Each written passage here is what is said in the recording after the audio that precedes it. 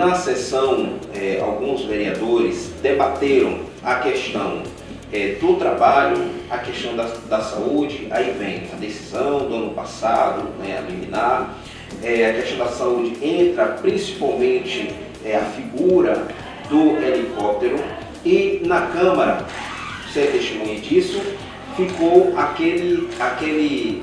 mensagem foi dada no sentido de que todas as decisões tomadas foram de caráter de perseguição política, tá? Principalmente por parte do Ministério Público Federal. Foi dito aqui hoje pela manhã.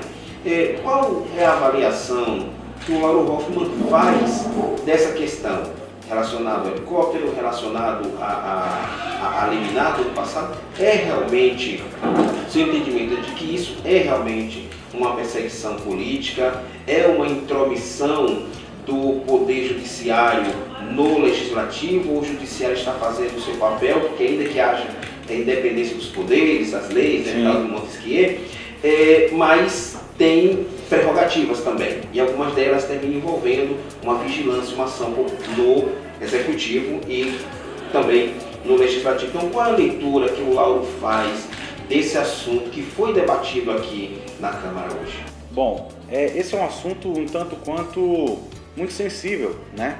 Porque nós temos de um lado o povo que estava trabalhando, temos também as situações que esses empregos foram de uma hora para outra, as pessoas perderam seus empregos. Então a gente visando sempre o lado do trabalhador, essa pessoa não estava preparada para perder o emprego. Então eu bato sempre na tecla do contraditório, porque nós vimos algumas pessoas até comemorando a decisão como se atrapalhasse o prefeito. Claro que atrapalha a gestão municipal, porém atrapalha muito mais os pais de família.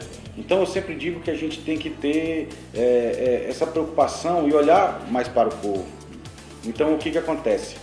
Quando a gente não tem os dois lados da história, justamente como é a primeira instância que teve essa decisão, tem uma segunda instância, tem uma terceira instância. Então a gente precisa esperar. A gente precisa esperar para que a partir do momento que um membro do Ministério Público aparece na televisão dando todos os fatos da investigação dele, o Ministério Público está fazendo a parte dele. Agora a gente tem um outro lado da história. Tem uma instância superior para se recorrer. Então o que aconteceu foi isso, a sessão tomou esse rumo porque, na minha opinião, alguns vereadores que não tomaram partido desses trabalhadores, desses 1914, que não foram na rua, não tiveram na reunião do Ministério Público, agora vem dizer que o trabalhador é importante. Mas o que para mim ficou bem claro é que o partido que essa pessoa tomou foi o partido do anti-emprego, né? Foi essa proposta defendendo o antipovo, eu vejo dessa forma.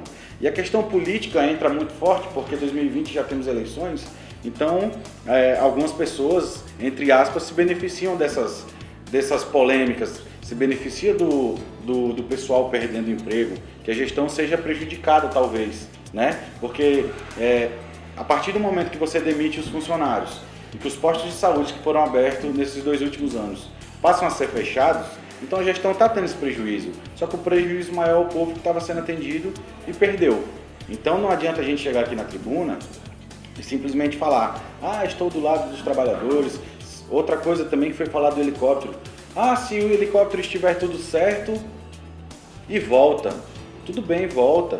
Caso tenha uma instância superior e que admita que esse helicóptero estava tudo certo no seu processo licitatório, e as vidas que foram perdidas nesse tempo? Nesse caso, você entende que a investigação poderia seguir sem paralisar o serviço?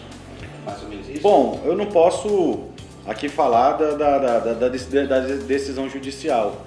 Agora, a minha opinião é o seguinte, a gente procura saber, na nossa opinião, sempre frisando, enquanto legislativo, estou falando do vereador Lauro também, que nem todos os vereadores concordam, é que o processo licitatório é um preço mais barato do Brasil, é um serviço que funcionava, teve uma foto na internet mostrando o interior da aeronave também, que é um interior totalmente incapacitado de possíveis passeios ou coisa do tipo, né?